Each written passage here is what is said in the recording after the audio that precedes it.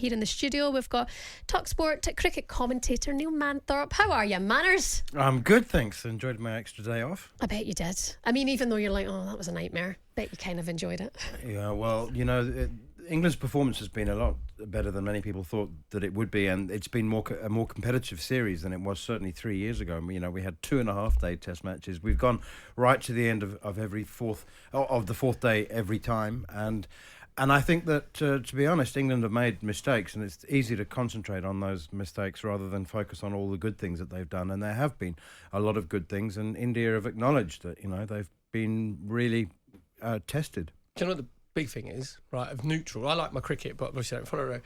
They've made Test cricket interesting.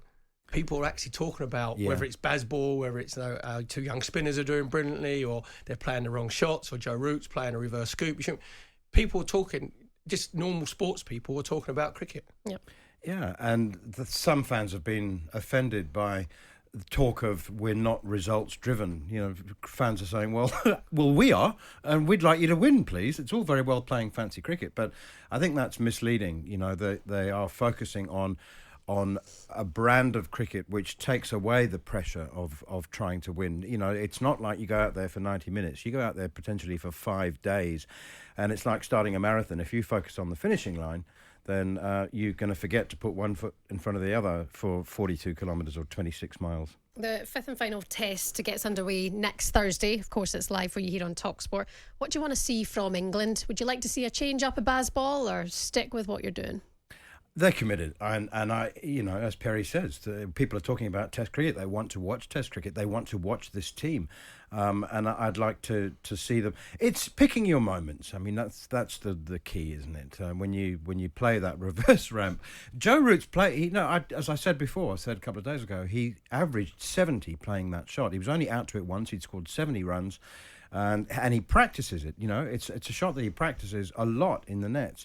But you pick your time, you pick your moment, and you pick your moments to attack. And we've seen that from India. Their opener, Yashasvi Jaiswal, we talk about the fact that he hit 11 sixes in his second double century, 12 sixes, he equalled the world record. But he picked his moment. He also took 50 balls to reach 18 because he was aware that Jimmy Anderson was a danger while he was fresh in his first and second spells.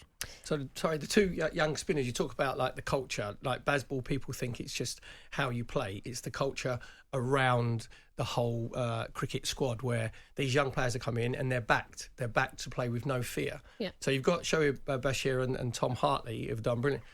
And Brendan McCullum was saying today, well, when they go back, there's every chance they're going to be the number 2 spinners at their counties and they're not going to play. So could they go, you know, in football, you have a young player, you go, right, you go out on loan. So could they go down into Division 2 of the County Championship? Yeah, they can. And Warwickshire don't have an established spinner, so they might be very interested in having one of those players on loan. So Shoaib Bashir is hopefully going to be playing alongside Jack Leach. We hope that Leach is fit at Somerset, and he's got a few months to go yet. But Lancashire have signed Nathan Lyon, so that's going to make things difficult for Tom Hartley. But remember, Shoaib Bashir had only played 6 games, 6 first-class games. He's got more Test wickets than what he has. Yeah, that's right, exactly. But I mean, if you'd said that Tom Hartley had only played 20 first-class games for Lancashire, if you'd said he will take 20 wickets in the first 4 Test matches, and Shoaib Bashir 12 in just 2 Test matches, I mean, if you'd had me in a couple of months ago and said that they'll pick Shoaib Bashir and Tom Hartley, that would have been fanciful. But then they would have taken 32 wickets between them in 6 Test matches. I would not have thought that was possible. So they are worth persevering with. Yeah, and England Red Ball captain Ben Stokes agrees. He's absolutely full of praise for the inexperienced duo. You know, on a pitch where obviously spin was going to be our, way of winning this Test match, to have Bash in his second Test match, Tom only in his fourth. There was obviously, there could have easily been some anxiety, some anxiousness around, some worry about coming out and bowling India out. But, I told them that, what an opportunity, walking out on the field for England, trying to bowl out India. How you handle those emotions is what it's about. And I think the way in which they operated today was awesome. Not once did they drop their shoulders, not once did they look like we were defeated. And that's what you want as a captain. That's all you want to see from your players. And the future looks bright when you look at the inexperience for now and how good they've performed. Moving forward, you must be full of confidence. Yeah, I mean, given their ages and the record that touring spinners have over many, many decades of going to India and being belted.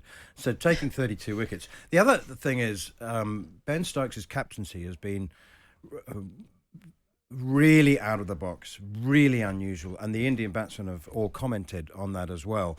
You know, as a spinner, there are set patterns. I mean, it's all you don't get to see it necessarily on television, but you know, Stokes has brought long on and long off up, and whereas spinners might expect, young spinners might expect to be protected and have men on the boundary. Yeah, and you know, Stokes has not always done that, and you can see if there was any danger that Bashir and Hartley might be, skipper, can I have a guy on the cover boundary, please? You'll see Stokes smiling and going, no, back yourself. You're going to bowl him. The other thing as well he's saying about that is everyone knows Test cricket is about concentration. You said there, you know, you have to see difficult spells out.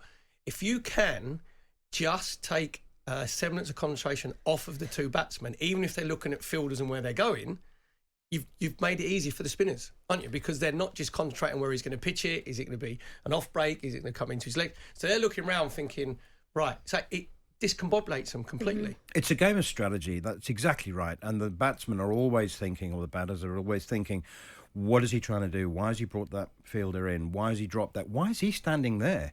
And sometimes, and Stokes is particularly good at these funky field placings, and sometimes he's just doing it for exactly that reason. Yeah. Just because the batsmen are thinking, well, I don't hit the ball there. Why is he going there for? And it is. If that's a distraction, then it can contribute to a wicket. Neil, I want to get your thoughts on Ollie Robinson, because 2-time Ashes winner and your partner in crime for the series, Steve Harmison, has said that he is in doubt whether Ollie Robinson has an England future after his display against India. Here you go. I'm looking at Robinson now and thinking, where does he go from here? Where does England go from here? Because I know that for a fact, because I was in that position during my career a couple of times, and mine was always to fight and try and get back. Dropped in New Zealand, question mark before the Ashes, the Bangladesh, after the Bangladesh series in 2003. I went away and got fit, and what it took to be a professional sportsman. Ollie's 30 now. That moment's gone for Ollie. When is the penny going to drop that he has got an unbelievable talent in Test match cricket? Because at the minute, it's numbers, 50, average 22, 50 Test match wickets, but that doesn't look a 50 Test match wicket bowler, what I've seen on show this week. What do you think about that? Do you agree with Steve? Well, the first thing I want to say is that Harmy is he was quite emotional and talking about Robinson, because he comes from a place of sympathy and empathy, and he was told, he was read the Right Act and told some home truths, and of course he ended up being able to go and train with Newcastle with Sir Bobby Robson, and Alan Shearer took him under his wing, and for 8 weeks, he ate what Alan Shearer ate, and he gave up fish suppers, which helped a lot. Nightmare. And wouldn't be me.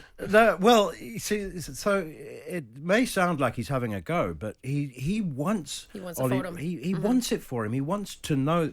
He's taken 70 wickets at 22. He's obviously extremely skillful, but he's not fit, and he's walked out of an Ashes. He hasn't played a first-class game since July, and Harmy's frustrated. He cares. He wants Robinson, because he doesn't have a franchise. Doesn't play T20 cricket. He can't go away and take the franchise money from around the world. So to see his career slipping away, and it's the Ian Poulter trousers syndrome. You can wear them, but you got to perform, because he attracts attention to himself. And he's got a big mouth, and he chirped the Aussies, and then he comes out and bowls at 75 miles an hour and looks flaccid, really. Robbo, give yourself a chance. Do you know what it is? You can't, no matter how much talent you have. We talk about Marcus Rashford, aren't we? You can't put heart and desire into somebody. That comes from within, and that's when you see someone that talented, that's where you get even more angry. That really hurts. You think, oh, you're gonna waste your talent, and that seems like that's what Ollie Robinson seems like he's going to do. Well, he tried. He said he got fit. He did lose a little bit of weight, but he's still carrying. And you give yourself the best chance, as Harmy did, and that course, his period with Newcastle ended up with a 7 for 12 and becoming number one bowler in the world. But time's running out for him, and he's got to hear the truth. Neil, we've got you into the YouTube life now, haven't we, here on talkSPORT? You're an extreme vlogger, influencer. You love it. But by the way, the talkSPORT Cricket YouTube channel is where you need to go to get all of our content. Those interviews with Ben Stokes, that chat there with Steve Harmison is on our talkSPORT Cricket YouTube channel. Do you like the YouTube now? Yeah, no. Well, you have to wait. Is that because you have to watch what you're wearing? You're You're on TV. See, I'm still not used to the fact that we're on YouTube, and so people are saying like, what do you do? I'm not aware of it, so yeah. I don't. But what's your makeup artist doing out there? Just see the dust, a light dust. Neil, thank you very much. Cheers, You're Neil. going to be back, of course, for the 5th and final test. It's live and exclusive on talkSPORT 2 again on the 7th of March. That's next Thursday. Neil Manthorp, for now, we will see you on YouTube. Like, subscribe, leave him a message. He absolutely loves it. You're listening to talkSPORT. My name's Shabana Hearn, and Perry Groves in for H&J in partnership with Toolstation. Shop Toolstation's top 10 deals now. And coming up next, we're going to talk about everyone's favourite Scotsman, not Ali McCoist. It'll be Andy Murray next. On AM, on DAB, via the talkSPORT app and on your smart speaker. talkSPORT.